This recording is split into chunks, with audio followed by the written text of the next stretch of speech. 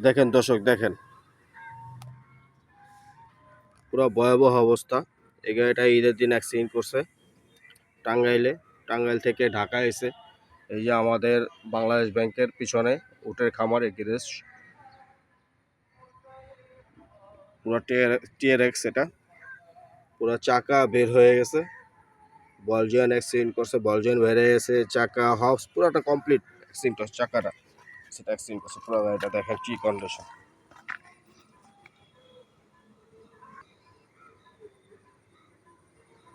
এটা আমাদের garage RS automobiles.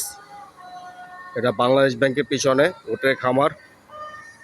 ভালো ভালো ভিডিও পাওয়ার জন্য আরও ফলো দিয়ে রাখবেন আমাদের পেজটা, লাইক কমেন্ট শেয়ার।